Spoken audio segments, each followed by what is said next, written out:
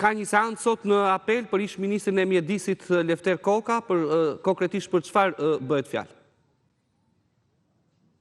Në fakt kërkon shuarjen e masës sigurisë, dihet tashmë zoti Koka ka një vendim për lirim me kusht nga gjykata e Durrësit, ka kërkuar të shuhet masa e sigurisë në lidhje me inceneratorin e Tiranës, megjithatë gjykata shkallës parë nuk e pranoi kërkesën, pritet në fakt të merret është e njëjta vendim që është dërguar në apel dhe pritet që apeli i posaçëm të vendosë në lidhje me kërkesën e zotit Koka që kërkon shuarje të masës sigurisë, një kërkesë të ngjashme pati dhe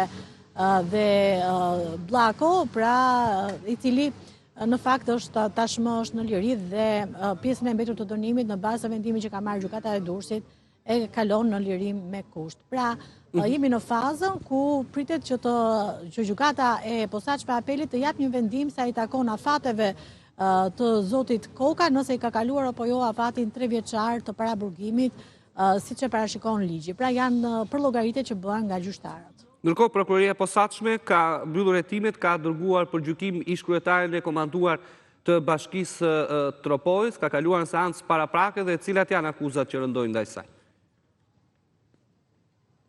Në fakt është përdorimi i detyrës ajo, por bashkë me të ka kaluar edhe ndërtuesi, bëhet fjalë për një urë që sipas prokurorisë së posaçme dhe sipas denoncimeve që janë bërë, që kjo kryetarja në detyrë e bashkisë Tropojës do të ndërtonte për të afërmit e saj, pra për motrën e saj. Megjithatë është një kërkesë që është dërguar në seancë paraprake dhe pritet që të gjykata të vendosë.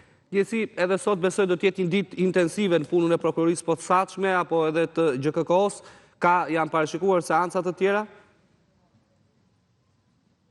Padyshim ka seanca të cilat janë duke u zhvilluar në gjykatën e posaçme dhe në fakt me kërkesë të prokurorisë. Pra është një ditë e zakonshme ku padyshim ka zhvillime të seancave. Faleminderit Keti Banushi për gjitha këto informacione që na përcollën në këtë lidhje të drejtë për drejtë, nëse do të ketë zhvillime menjëherë, do të kërkoni linjën për të lidhur së bashku. Ishim në lidhjen e parë dhe në raportimin e drejtë për drejtë nga ambientet e jashtme të SPAK dhe GKK.